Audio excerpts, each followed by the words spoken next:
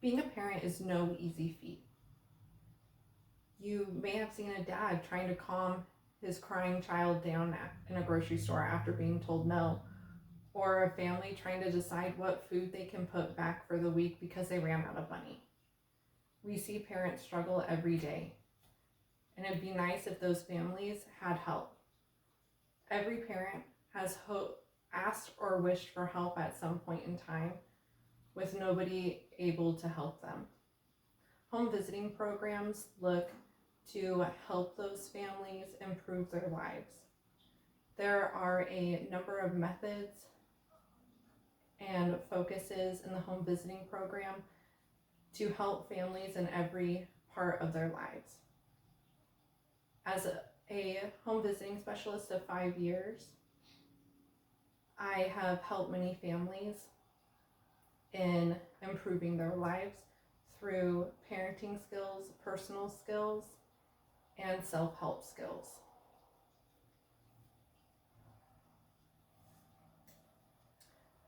A lot of people think that parenting comes naturally, but in reality, it doesn't.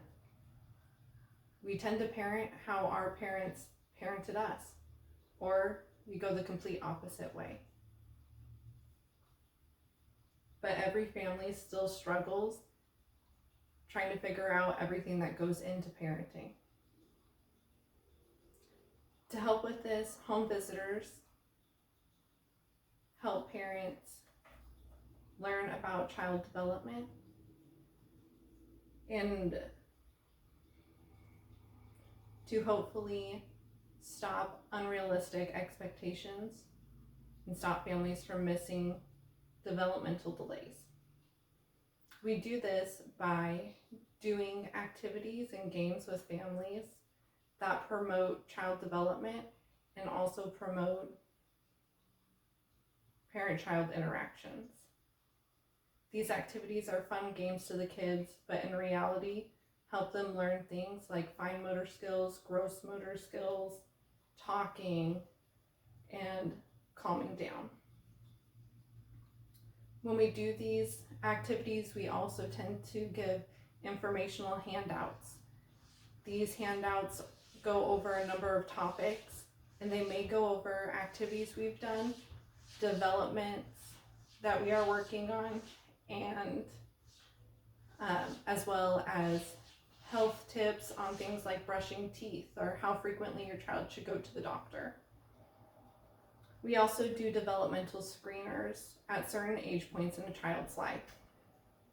Doing these developmental screeners help us make sure that a child stays on track for their development and can also help us find places where a delay may be. If a delay is detected, a home visitor may help the family try to work on teaching the skill to the child. If the delay is too progressed, then a home visitor will make a referral to places such as First Steps or Next Steps so that the child can get further evaluated and hopefully, if needed, get the help that they need so that way they do not fall behind. A lot of parents also may use outdated discipline techniques. This usually comes from being tired, not knowing what to do, and trying to parent when you're angry. We help parents by teaching them different techniques to use to discipline their children. We teach them the difference between discipline and punishment, how discipline is supposed to be used as a teaching opportunity, where punishment looks to instill fear for disobedience. To do this, we may teach different techniques, but we also make sure to tell parents why these techniques work and how they affect the development of the child. A lot of people don't understand the dangers of spanking and how it can damage the gray matter in the brain. These are things we want parents to understand when we tell them why we do not suggest spanking as a form of discipline. To do this, we'll teach them other techniques and remind them too that every child is different. So if one discipline technique works on one child, it may not work for another. We also do a lot of teaching and education on caring for your child. These are things that a lot of people don't think about when becoming a parent. When you think about when somebody changes a diaper, you don't think about who taught them how to change that diaper. So to help with this, we work with families to teach them about proper ways to change and wipe their children, how frequently they should be changing their child's diaper, what to do if they get a diaper rash. We also teach about feeding children. When they're an infant, we may teach a parent how to properly make a bottle. Or if we have a breastfeeding mom, we may teach her the different ways to hold a baby that may help make breastfeeding easier. We also go over prenatal development, how the baby's growing in the mother's stomach, how big they are, things that the mother should avoid while pregnant, and things she can still do that she may think she isn't supposed to do. But parenting skills is just one thing we work on. We also promote personal skills to help parents get through the everyday troubles and stressors of being a parent. A lot of people learn as they grow up, but these things have to change when you start becoming a family. When you become a family, things get harder and you have to make time for things. And sometimes it's hard to adjust. We teach things like how to take care of yourself and finances and time management skills.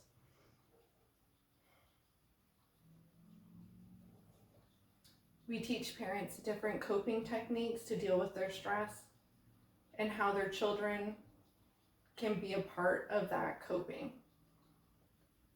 We teach them that their ability to cope with their stress will show their children how to cope with their stress as well. We also teach self-care so that families hopefully won't experience as much burnout. These self-help skills, these self-care skills can range in a variety of things and usually focus on what the parent likes to do or what has worked for them in the past.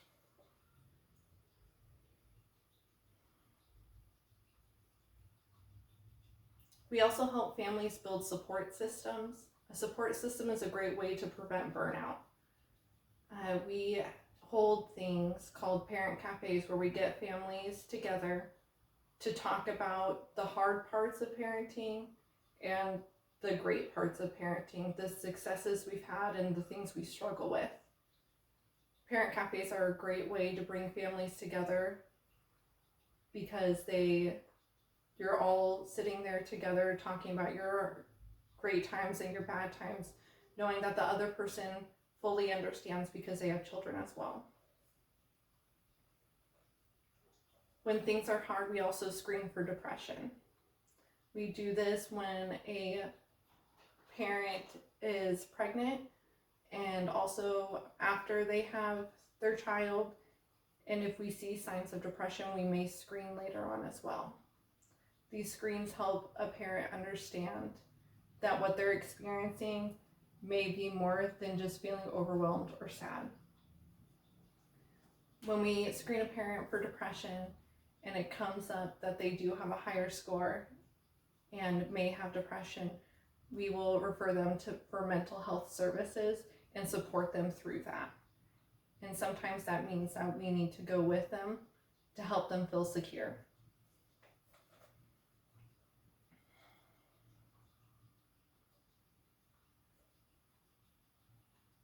When things become more difficult, as the people in your family grow, You may have to learn skills you once thought you knew.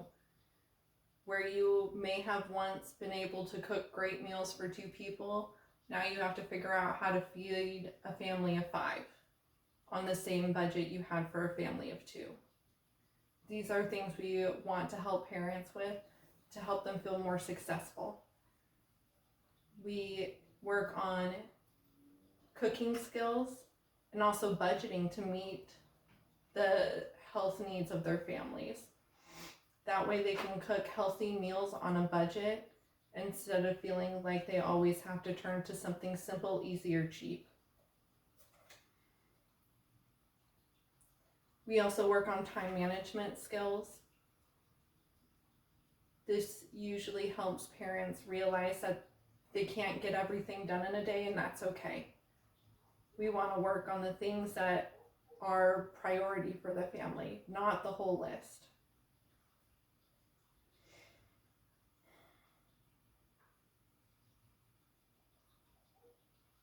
Understanding that home visiting programs help with parenting skills and personal skills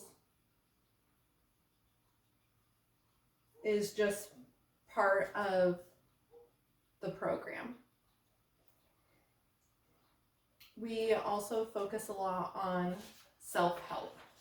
We are not going to be with families their entire lives. We are generally with them until a child is 3 years old. In some programs, they may stay until a child is 5. We want families to have the skills to continue on after we have left the family.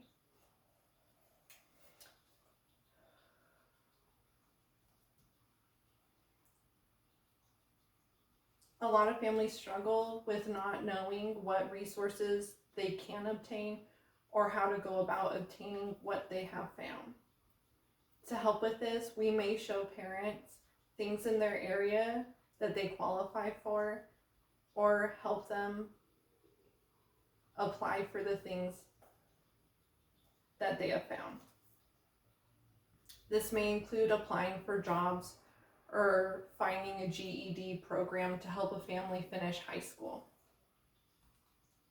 We help with applying for things like food stamps, childcare assistance, and housing assistance because the paperwork gets very overwhelming and is very time consuming.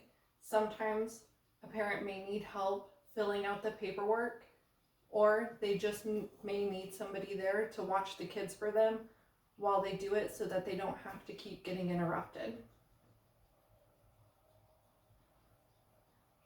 We also help in times of extreme need. This may include having to help a family find a homeless shelter and letting them know how to get into homeless shelters, or finding a food pantry when they need food but they don't have any money, and what they need to have so that they can obtain it, like their birth certificates, social security card, or driver's license or ID. We also give support during meetings or appointments. Sometimes being a parent, the hardest thing to do is to remember that you know best for your child. A lot of parents go into doctor's appointments and meetings expecting that the professional knows what's best for them and their family. Because of this, when a parent is told something, they may not argue, even if it doesn't seem right to them. When a home visitor goes to a doctor's appointment with a family, they may remind the family a simple question that they had forgotten to ask the doctor. Or if the mother disagrees and the doctor is not listening, a home visitor may step in and advocate for the family. We also do this during meetings with Children's Division. These meetings can be overwhelming and can make a parent feel like they are not qualified to parent their children. Because of this, home visitors are constantly at these meetings to help promote what is best for the family but also tell Children's Division what we see, that the family is doing fantastic, instead of always poking at the things they need to improve on. The home visiting programs around the country focus on strengthening families. We focus on making sure families stay together and stay strong in their hardest times. We do this by helping parents through parenting techniques, personal skills, and self-help skills. We want the family to be able to stay strong and continue to grow long after we leave the home. The first step into helping families in the community is getting the word out about the home visiting program and making sure that families know about it and can access it.